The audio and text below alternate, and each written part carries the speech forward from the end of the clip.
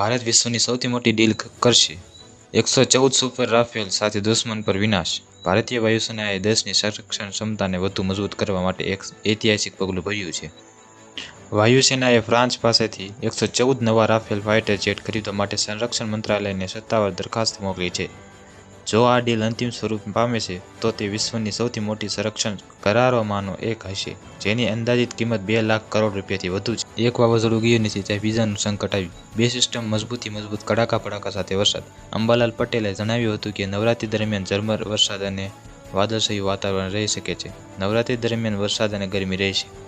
આમ નવરાત્રી દરમિયાન રમતવીરોની મજા બગાડી શકે છે. નવરાત્રી દરમિયાન વરસાદની સાથે ગરમી પણ રહેશે. 27 સપ્ટેમ્બરથી 5 ઓક્ટોબર દરમિયાન વાવાઝોડું થશે. 10-12 ઓક્ટોબર દરમિયાન વરસાદી ઝાપટા પડશે.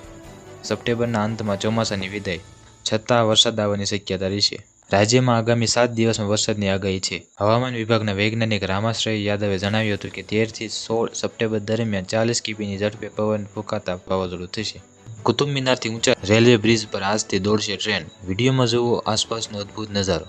મિઝોરમમાં પહેલીવાર રેલવે નેટવર્ક સાથે જોડાયેલું છે. શનિવારે વડાપ્રધાન નરેન્દ્ર મોદીએ 3 નવી ટ્રેનોને લીલી ઝંડી આપી હતી. આ ટ્રેનો મિઝોરમને વિવિધ શહેરો સાથે જોડશે.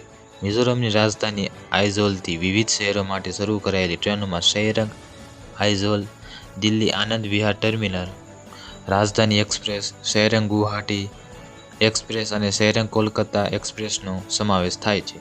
આ રેલ પુલ કુતુબ મિનાર કરતાં ઊંચો છે. મિઝોરમને રેલ કનેક્ટિવિટી સાથે જોડવા માટે એક રેલ પુલ પણ બનાવવામાં આવ્યો છે, જેની ઊંચાઈ 114 મીટર છે. આ પુલ કુતુબ મિનાર કરતાં 42 મીટર ઊંચો છે. તે મિઝોરમનો સૌથી ઊંચો પુલ અને ભારતીય રેલવેનો બીજો સૌથી ઊંચો પિયર પુલ છે. તેનો કુલ ખર્ચ 8,071 કરોડ હોવાનું કહેવાય છે.